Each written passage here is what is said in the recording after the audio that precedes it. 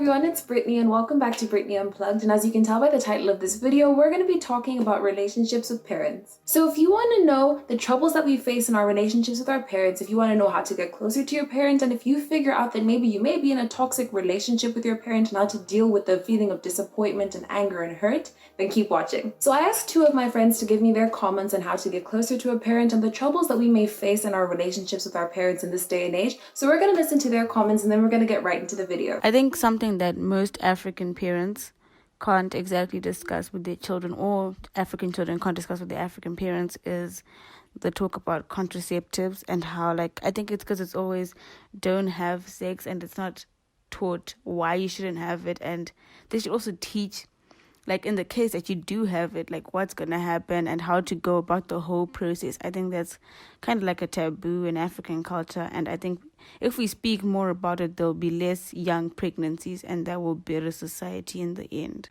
Hey, what's up, guys? It's your boy Sean over here. I'm here to preach to you guys about the relationships with your parents and everything. Yeah, of course, my relationship with my parents is good, but of course, I'm still a teenager and there are always, ups and downs. It's only human and normal. You can't always have a perfect relationship, but they're the perfect people of my life. So one of the problems that we face is that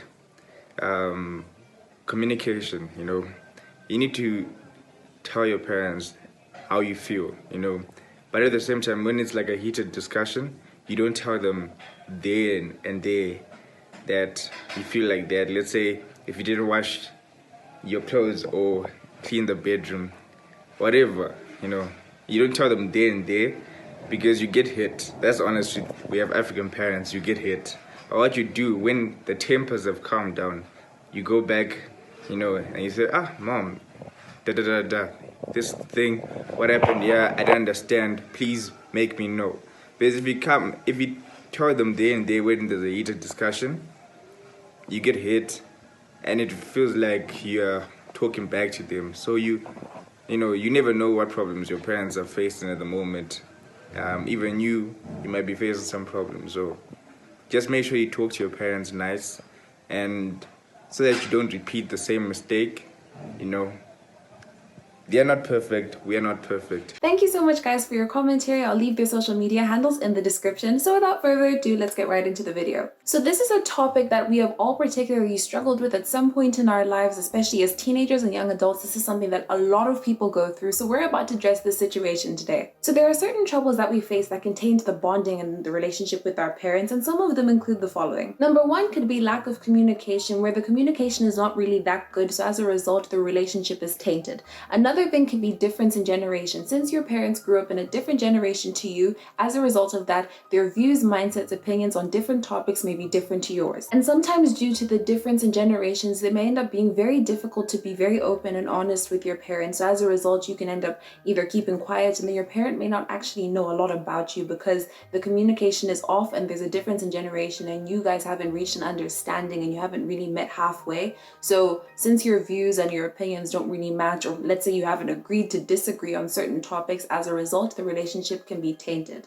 Having a close relationship with your parent is something that a lot of us strive for. We want to have that bond with our parents. We want to be able to open with our parents. We want to be able to just share everything with them. So the first way to get close to your parent is have one-on-one time with them. The reason for this is because if you have one-on-one time with your parent, it is practically the driving force to opening a discussion with your parent. When you open up a discussion with your parent, then you end up seeing that their views are maybe different to yours and you may meet halfway. You can agree on certain things, and it just really opens up a discussion for you to really get close together and for your bond to strengthen. Now you're probably wondering, okay, one-on-one time, but let's say they're busy with work and I'm busy with school. How am I going to do that? It's very simple. Let's say they're going to the shop, they're going grocery shopping. You can simply just say, oh, hey mom, hey dad, can I go with you? Can I go to the shop with you? Let's say they're watching TV, they're watching news, watching sports, or let's say they're just chilling in the lounge, for example. You can simply just go and sit with them and ask them, oh, what are you watching? Oh, what are you doing? Or sometimes you can take the initiative yourself and be like, hey mom, hey dad, I feel like we don't hang out enough. So can you like come so that we can like hang out or something like that, or you schedule time aside to be like, oh, can we please do this and stuff like that. So it's either you take initiative or you just find a way to make time with them. But then it doesn't necessarily mean like you take the whole day off, for example, if you know that it really won't fit your schedule. It's the little things that count at the end of the day. Now, the second way to get closer to your parent, or if you really feel like your views are very different from one another and you really feel like you can never establish common ground with one another, the one thing that you need to do is you need to ask questions about their past. The reason why you should ask questions about their past is so that you understand why they think the way that they do. So let me give an example so that you understand what I'm saying. So let's say, for example, let's say your parent says females should only wear skirts, but you say no, females can wear whatever they want to wear. Rather than challenging them on that particular view, it's easier to ask them a question about their background or the different things they experienced when they were your age, so that you can understand what led them to think that way. Sometimes when you get to the root of someone else's mindset and the root of their thoughts and everything, it's very easy to establish common ground with them. And once you ask them questions about their past and then you really see their different points of view, you may actually realize that it's not a case where you guys don't get along. It's probably a case where you're just not understanding each other. So sometimes when you ask questions about their past, it creates an environment of understanding each other, so that, you know, in the future, let's say if you don't really agree on something, then you can really talk about it and really figure out each other's points of view. And it's also a good way to get insight to find out what kind of person your parent was when they were their age as well. So it's easier to ask questions about their past and then ease into the whole idea of maybe challenging their mindset, challenging their opinion on something. So ask questions about their past and see what happens. The third way to get closer to your parent is to show affection. Now, you can show affection in a number of ways. You can show affection by giving them hugs. Hugging someone, cuddling, all that stuff can really releases feel-good and hormones in the body, and it just shows them that you care. Another way of showing affection could be doing something nice for them. Make them breakfast, clean their room, buy them something nice. It's very good to do things, acts of kindness, so that you're really showing them that you care, and they're going to know that you care, and it's going to open up a very caring nature within the relationship with them. Also, tell them that you love them. Don't be afraid to tell them that you love them. Of course, sometimes being upfront with your feelings can be a little bit scary, but let's say if they're going to work, let's say if they're going for a walk, let's say if they're going to church, for example, before they go or before you go anywhere, just tell them, oh, bye mom, bye dad, love you, and stuff like that. Because I feel like one thing that this year has taught us all is that life is not promised. Life is not guaranteed. You don't know when your time is going to come. So always let the loved ones know how much you love them. Let your parents know how much you love them. Just tell them, I love you so much. I love you. Because once they're reassured of that, then it's going to be easier to open up a closer relationship with them, because you guys know that you have each other's back. Now, the fourth way to get closer to your parent is communication.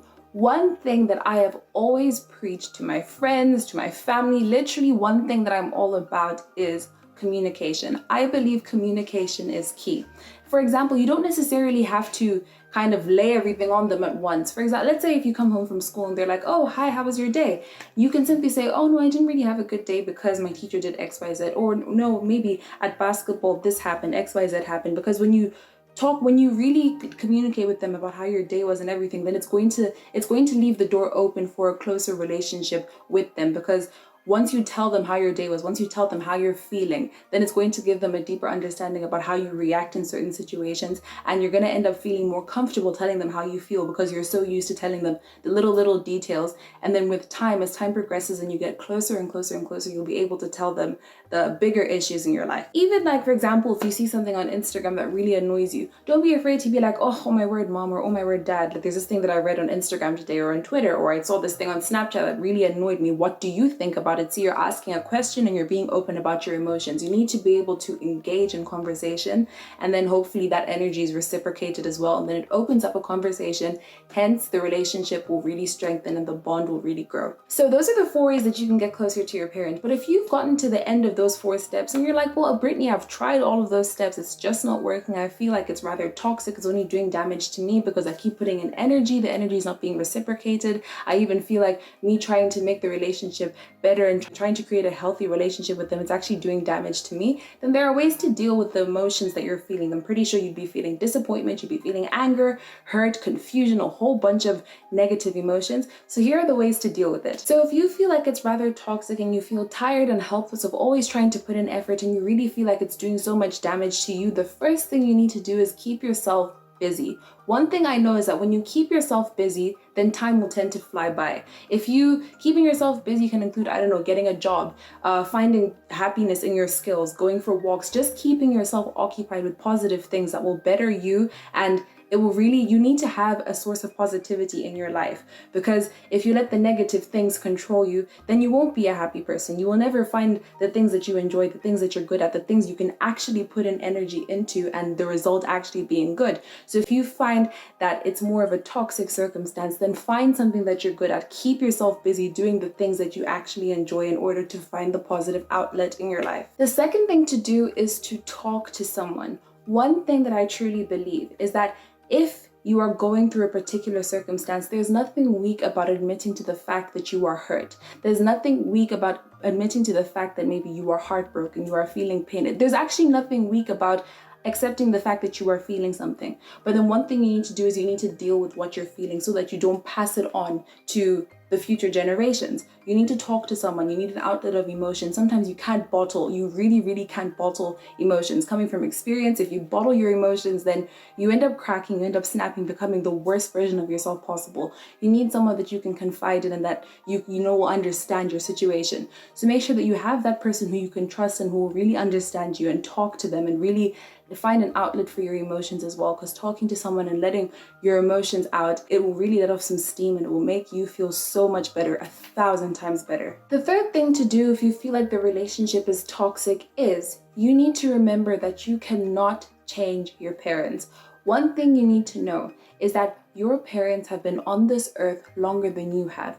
They have experienced different things from you. They could be toxic because maybe there are things that they haven't dealt with. So as a result, there's a lot of bottled emotions, and then they project what they're feeling onto you. As a result, the relationship is toxic. Do not think that regardless of any relationship, a friendship, a romantic relationship, a relationship with your parents, don't go into a relationship expecting to change the person. You need to go into the relationship knowing that there's flaws to that person. You have flaws as well. You work with each other's flaws. Don't think you can change them, because once you do that, you end up expecting too much. When your expectations are too high, you get disappointed when they don't reach the expectations.